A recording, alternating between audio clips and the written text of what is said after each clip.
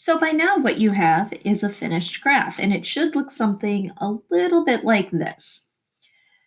If you answered the question down here at the bottom, keep listening. If not, please pause for a second and answer the question down at the bottom before you continue on. So looking at our January months and our December months here, you can see that they have a little bit shorter amount of time of daylight. In particular, if you count how many hours of daylight they actually have, you can see that there's about 8 hours of daylight in December. And if you look at January, there's about 9 hours. So if in December and January, you have that shorter amount of time. In June, if we look at this, there's about 14 hours, really 15, 16 hours of daylight that happens in the summertime. So in the summertime, you have a longer amount of daylight. In the wintertime, you have a shorter amount of daylight, which really fits with what you were listening to whenever you were watching the video done by Doug. Now, why does this actually happen? There's a picture that I'm going to share with you here that really explains this well. So, how this picture was made is this lady put a piece of photo paper in the back of something called a camera obscura. It's a camera that you just kind of leave set somewhere, and then the image gets burned onto the paper that's in the back of it.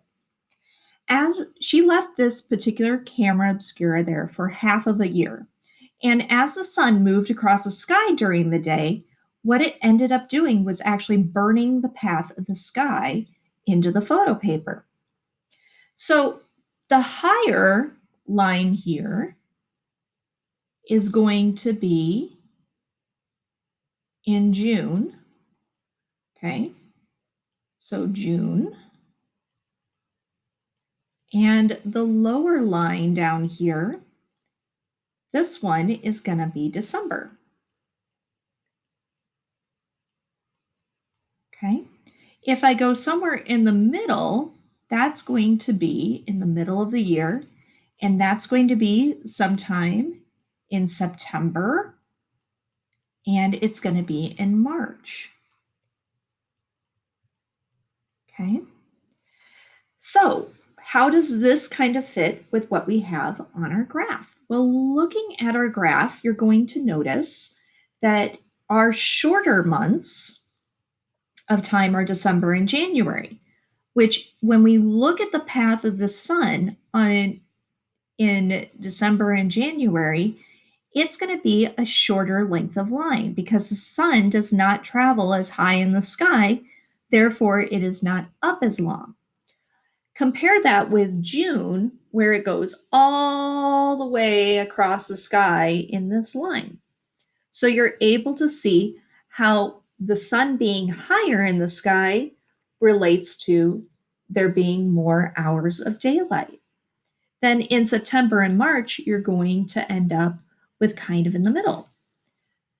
So that is why we end up with more light in the summertime, more daylight hours in the summertime, and less daylight hours in the wintertime. Now, one of the things that you might be wondering about is right here. You have this weird notch thing, and then there's this kind of weird notch thing going on here.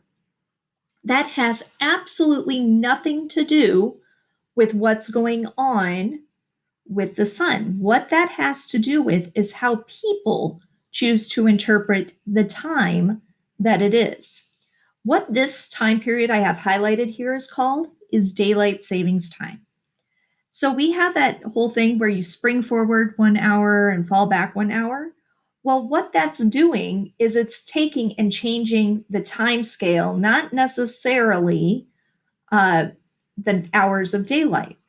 So if I take this and I move it over where it belongs, you'll notice that it fixes those notch problems so that you end up with this nice little kind of shape that happens.